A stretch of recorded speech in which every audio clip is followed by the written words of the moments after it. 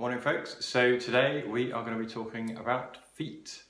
Why are we talking about feet when we've been looking at breathing and core stability? Well, your feet actually cue your ankles, cue your knees, cue your hips, which is involved with the pelvic floor, which is involved in stability for your axial skeleton and has an effect on your nervous system. So, feet, super important. Now, anatomy. Let's go through some basics here. So we've got your tibia, large bone here, little protuberance on the outside, which is your medial portion of your ankle bone. Most people refer to this as their shin. This is the right foot, by the way. On the outside, you've got this protuberance here. This is what most people would call their ankle bone. On the outside, this is your fibula. These interact with something called your talus. I'll pop that out of the way. This bone here is actually quite a large bone, has no muscular attachments to it at all. Kind of cool in that respect. We've then got the calcaneus, so most people would consider this to be their heel bone, and this is where the Achilles tendon attaches in here. Again, on the outer side, we've got a bone here called the cuboid. On the inside, there's one called the navicular. And then we've got some cuneiforms in here. Then we have the metatarsals and the phalanges down here. So these phalanges, these are the bits that you can wiggle around and recognize as your toes.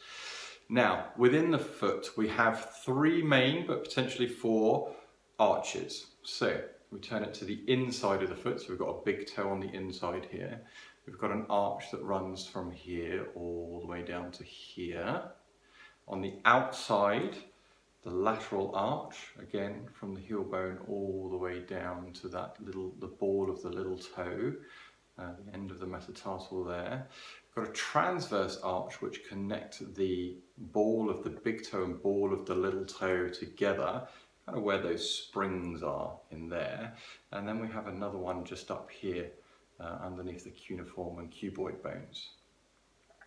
So all of these arches and these anatomical points are going to come relevant in our following videos.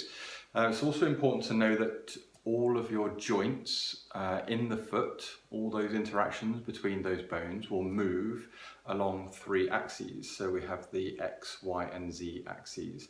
You might remember that from your kind of GCSE school days. So we have movement around this one. We have movement around this one, and we have movement around this one. This is known as 6 degrees of freedom, and there's loads of charts on the internet that demonstrate that better than my little finger model. I'll see if I can put one up in the comments below this video. Okay, so that's kind of a basic overview of the important parts of your foot that we're going to need in the following videos. Now, bonus content, if you've got this far, toe spread. I talk about this a lot in clinic. You need to be able to spread your toes. They should, in theory, be as able to spread them as much as your fingers. Most people end up with that kind of pinched in shoe type position.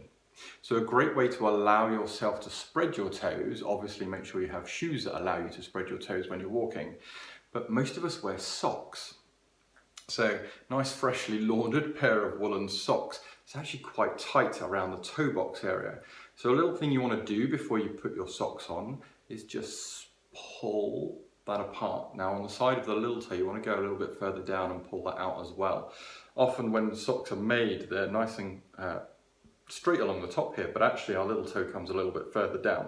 So you just want to make sure that you've got enough room for that to move. Otherwise you end up with these being able to move and your little toe ends up being pinned underneath. You can then pop your sock on as normal and your feet will feel much better for it.